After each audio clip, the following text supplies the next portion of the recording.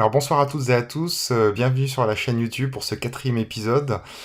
Sujet passionnant puisque j'ai remarqué que plusieurs sales me demandaient souvent comment vous faites pour vous acculturer. La réponse c'est simple, il faut s'imposer une hygiène de vie au quotidien, il faut aimer aussi se renseigner, l'actualité au quotidien. Ce que je vous propose ce soir, j'ai fait un petit remake de toutes les petits tips, les petites recettes que moi j'ai notées pour pouvoir rester en phase d'acculturation continue et j'espère que ça pourra vous servir.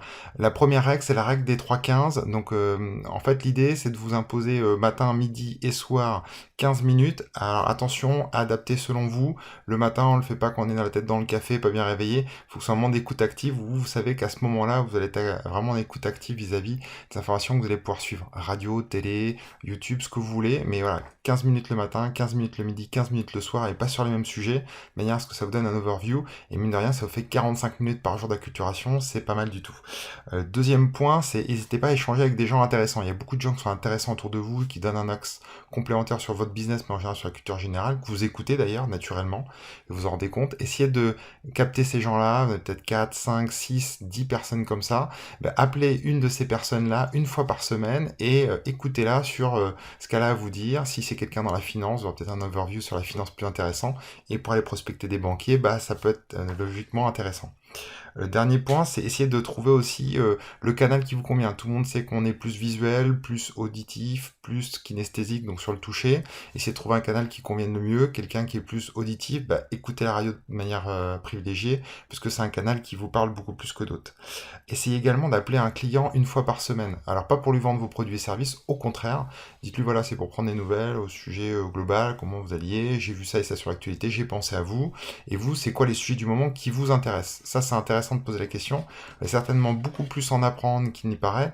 Et vous n'êtes pas à l'abri aussi que le client vous confie des choses qui puissent vous permettre de rebondir pour la suite des opérations. Et le dernier point, c'est prenez-vous des sources régulières qui vous permettent de catcher des informations. Évidemment, mettez-vous des alertes sur de l'information continue. Également, suivez des journalistes qui vous parlent. Il y a des journalistes qui sont assez pointus sur des sujets qui vraiment sont importants pour vous. Vous avez une sensibilité par rapport à la manière que ce journaliste a de s'exprimer ou de mettre en avant les informations. Suivez-le tout simplement. Et faites pareil avec les humoristes. Il y a une forme d'autodérision sur les humoristes qui sont focus sur des secteurs. Moi, j'en ai repéré certains dans le secteur de l'IT. Et je trouve qu'on en parle après avec les clients, les gens qu'on connaît, donner le tips de il y a cet humoriste-là qui est dans notre secteur, ça donne un point de vue un peu différent et les gens vont se dire tiens, cette personne-là elle est vraiment intéressante puisque je pensais même pas qu'on avait des humoristes dans notre secteur.